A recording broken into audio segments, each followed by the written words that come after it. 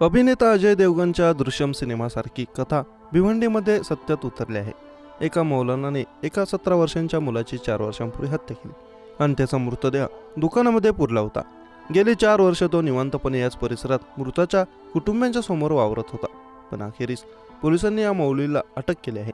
पोलिसांनी दिलेल्या माहितीनुसार नवी बस्ती नेहरूनगर परिसरातील शोएब शेख हा 17 वर्षीय युवक 20 नोव्हेंबर 2020 रोजी बेपत्ता झाला होता.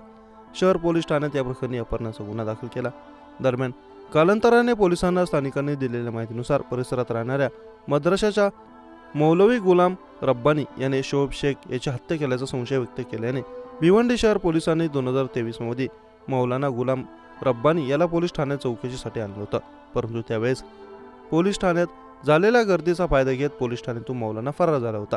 तेव्हापासून पोलीस त्याच्या मागावर होते. ठाणे गुन्हा शाखेच्या मालमत्ता शाखेचे वरिष्ठ पोलीस निरीक्षक गोरखनाथ घारगे यांच्या पथकाला आरोपी गुलाम रब्बानी याच्याबाबत माहिती मिळाल्यानंतर त्याने आरोपीस अटक केली. त्याच्याकडे कसून चौकशी केली असता त्यानेच शोएब शेख याची हत्या केल्याचं कबूल केलं. एवढंच नाही तर मृतदेहाचा काही भाग रस्त्यालगतच्या कचऱ्यात तुकडे करून फेकून दिला होता असंही त्याने सांगितलं.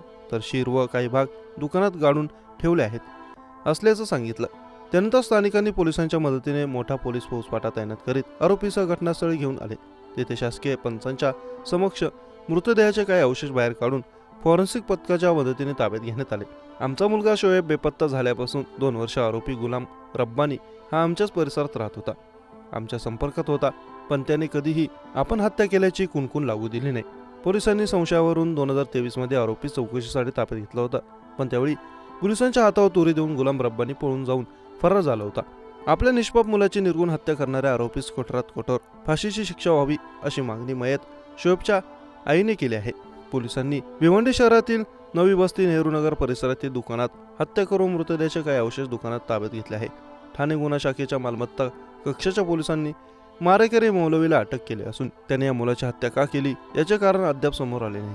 या प्रकरणाचा अधिक तपास पोलीस करत आहेत.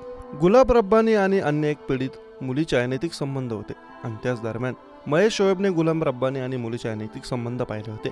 याची कुणकुण रब्बानीला लागली होती. त्यानंतर रब्बानी यांनी ही गोष्ट मनात ठेवून शोएबला आपल्या दुकानात काहीतरी काम आहे म्हणून बोलवलं. त्यावेळी त्याच्या डोक्यावर धारदार शस्त्राने वार करून शोएबच्या शरीराचे तुकडे केले आणि त्याच्या हाताचे काही अवशेष आणि काही अवयव कचऱ्यात फेकून दिले आणि उरलेले अवशेष दुकानातच पुरले होते. हा आरोपी 2020 पासून फरार होता. ठाणे प्रॉपर्टी सेल त्याचा सतत तपास करत होते आणि त्यानंतर ठाणे प्रॉपर्टीचे सेलचे वरिष्ठ पोलीस अधिकारी गोरखनाथ घारगे यांच्या पथकाने आरोपीला उत्तराखंडमधून अटक केली.